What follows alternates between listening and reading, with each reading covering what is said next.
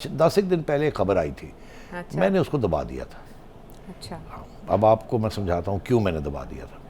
खबर ये थी कि याद होगा आपको कि 2-3 साल पहले खान साहब ने मेरे पे एक केस कर दिया था डेफेमेशन का। जी उसमें इल्ज़ाम मेरे पे क्या था वो नहीं लिखा था। जी। ये बड़ी एक यूनिक किस्म की सिचुएशन थी कि मेरे पे केस हो गया मगर इल्ज़ाम नहीं लिखा था। उसने सिर्फ यही लिखा था कि तेरी ऐसी तैसी, तो तू आ तो सही जरा। तो मैंने उनसे पूछा जज साहब से, जब ये केस, मैंने कहा ये, मेरे वकील ने पूछा कि ये मेरे पे इल्ज़ाम क्या है, क्योंकि वो हमें भी नहीं समझ आ रही, तो हम पूछते हैं इनको। तो खैर वो फिर नाम बताने से रह गए, बताया नहीं कि मेरे पे इल्ज़ाम क्या है।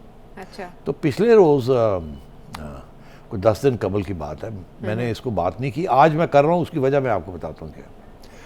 तो 10 दिन पहले ऐसे हुआ कि जज साहब बड़े थक गए कि ये खान साहब आते नहीं हैं, इनके वकील नहीं आते, केस को आगे नहीं लेके चलते, और मैं, मेरे पे प्रेशर है इसको ख़त्म किया जाए, ख़त्म किया जाए, तो आते ही नहीं है, तो मैं ख़त्म कैसे करूँ।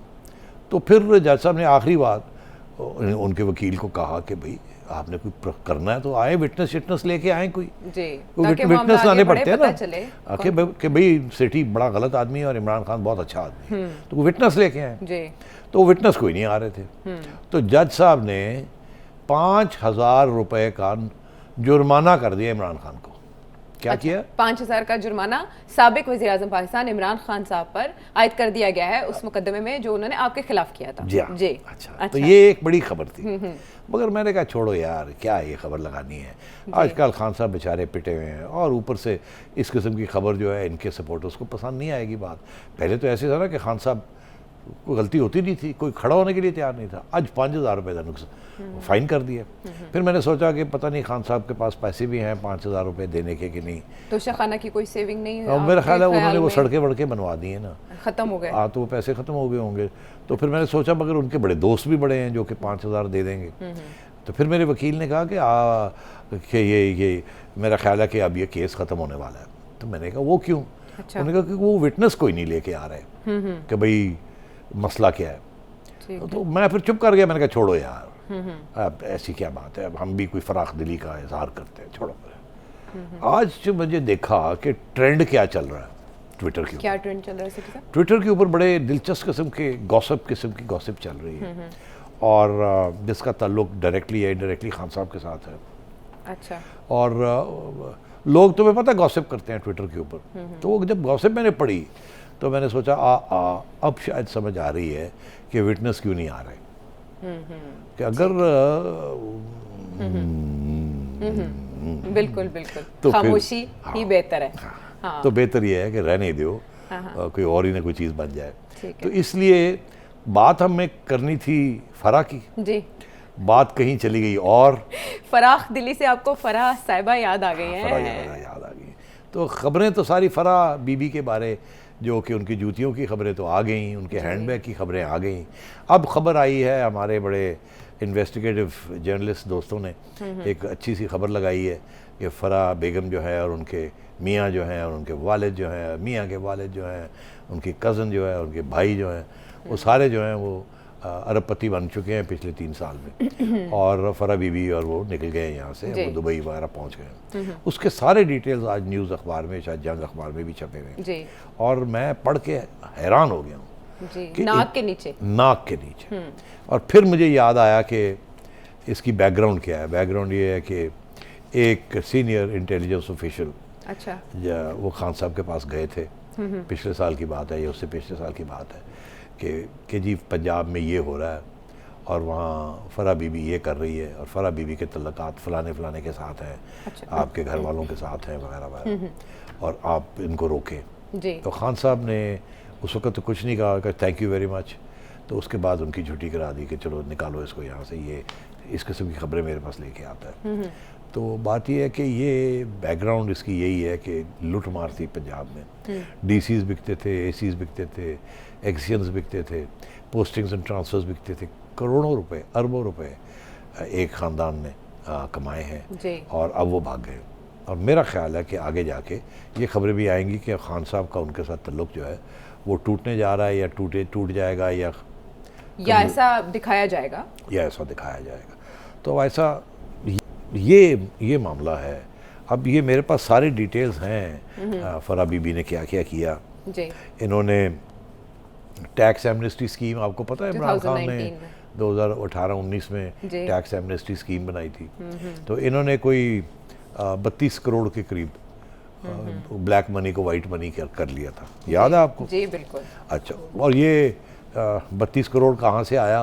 वो no questions asked amnesty, obviously उसमें आपने वाइट करना है तो हो गई वाइट। अच्छा, उसके बाद फराह बीबी की जो बहन थी नुसरत खान, उनके पास 15 प्लॉट निकला है LDA सिटी में, और 3 बड़े प्लॉट्स डिफेंस हाउसिंग अथॉरिटी में निकला है, जो कि उन्होंने ये पिछले 3 साल में ख़रीदे हैं। इसीलिए इसी तरीके के साथ मुसर्रत बीबी ने कोई 8 करोड़ रुपए फॉरेन रेमिटेंसेस से आए बाहर से, और हालांकि उनकी कोई कारोबार नहीं है, कोई बिज़नेस नहीं है। और इसी तरीके के साथ फराह खान साहिबा के जो फादर इन लॉ हैं चौधरी मोहम्मद इकबाल, उनके भी मुस्लिम लीग नून से उनका ताल्लुक है, उनके भी बड़े लंबे चौड़े ज़मीनें निकलाई हैं, और वो भी बेनिफिशियरी रहे हैं, सारे वो भी बेनिफिशियरी रहे हैं। तो सिलसिले के उनके जो मियाँ हैं जी, वो मानते हैं कि उनके पास 19 गाड़ियाँ हैं, एहसन जमील साहब, मगर टैक्स अथॉरिटीज़ को FBR को उन्होंने सिर्फ 2 गाड़ियों की बत दिखाया हुआ, बाकी 17 लूट मार का बाजार था। अच्छा, तो पोर्श गाड़ी आपको पता है 8-10 करोड़ की तो पोर्श होती है, वो टोयोटा करोला जैसी नहीं होती या सुजुकी नहीं होती है। अच्छा, तो इसीलिए 2016, 17, 18 में कोई टैक्स रिटर्न्स नहीं फाइल किए। खान साहब पावर में आते हैं तो पैसे आने शुरू हो जाते हैं, कोई पता नहीं चलता कहाँ से आए हैं। फिर टैक्स एमनेस्टी बना दी है, उनके लिए बनाई जाती है, फिर वो उनको टैक्स एमनेस्टी मिल जाती है, and so on and so fourth. ये लंबी चौड़ी लिस्ट है कि उनके भाई शफीक खान साहब ने कितने पैसे बनाए, उसके बाद फराह बीबी के वालिद साहब ने क्या किया। ये पढ़ने वाली है, बिल्कुल पढ़ने से ताल्लुक रखती है, लेकिन जिन्होंने इसको पढ़ना है, ज़ाहिर है जिन्होंने इस पे इन्वेस्टिगेट करना है या जिन्होंने कानून की नाक के नीचे लाना है, वो तो अब हुकूमत है ना, और इस पे मरियम नवाज साहिबा कह चुकी है, इंटरपोल मौजूद है, तो वापसी की कोई सूरत होगी, केसेस बनेंगे? नहीं, अब देखिए ना, एक एमनेस्टी स्कीम बनी, एमनेस्टी स्कीम में ये था कि कोई पूछ नहीं होगी, आप पैसा जो है काला पैसा उसको सफ़ेद कर लें, 1% या 1.5% दे दें, तो उन्होंने वो दे दिया। तो अब आप क्या उनके पीछे जाएंगे? आपने तो खुद कानूनी तौर पे उनकी जो चोरी थी या जो करप्शन थी वो आपने सफ़ेद कर दी। और खान साहब वो शख्स हैं जो कहते थे मैं कभी टैक्स एमनेस्टी स्कीम नहीं लगाऊंगा, और इनके दौर में 3 आई हैं मेरा ख्याल, या 2 आई हैं।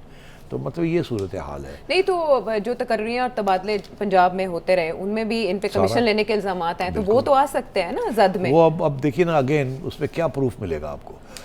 आयशा आई नजम सेठी के पास, ठीक है जी, कि शान की ट्रांसफ़र कर दीजिए आप।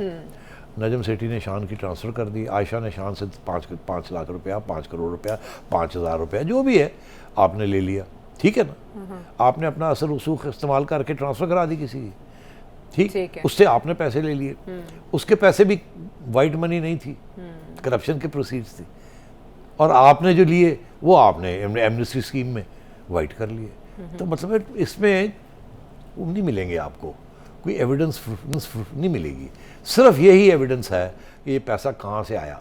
अब वो क्योंकि पूछ-पूछ नहीं हो सकती उसकी, वो एमनेस्टी स्कीम के तहत कोई पूछ-पूछ नहीं हो सकती, तो गए, ले गए, खा गए, पी गए, ऐसे करो। तो अब बात ये, हमें ये कहा जाता है कि जी नून लीग वाले जो हैं वो, उनमें से उनके लीडर्स जो हैं उन्होंने इस किस्म की हरकतें की। तो अब बात यह है कि अगर ऐसी सूरत हाल है तो उनको प्रोसिक्यूट किया जाए। उन्होंने तो कोई टैक्स एमनेस्टी स्कीम नहीं ली, अगर वहाँ कोई ऐसी सूरत हाल है तो पकड़े ना उनको। सिर्फ केस करने के साथ कोई कन्विक्शन नहीं होती। केस करना तो बहुत आसान है आयशा, तुम अभी मैं जाऊँ बाहर, मैं 20,000 रुपया SHO को दूँ और कहूँ आयशा ने मेरी गाय चोरी कर ली, आपके ऊपर केस हो जाएगा।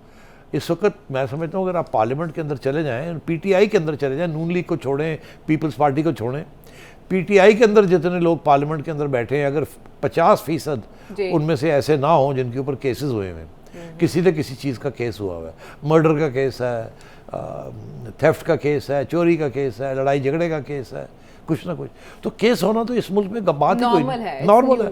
वो पर्चा काट दो जी, पर्चा काटता, तो पर्चे तो कटे हुए हैं। तो ये कहना कि जी हमारी जो प्राइम मिनिस्टर है उनके ऊपर पर्चे कटे हुए हैं और ये हो गया वो हो गया, अरे भाई कोई प्रूफ तो करो।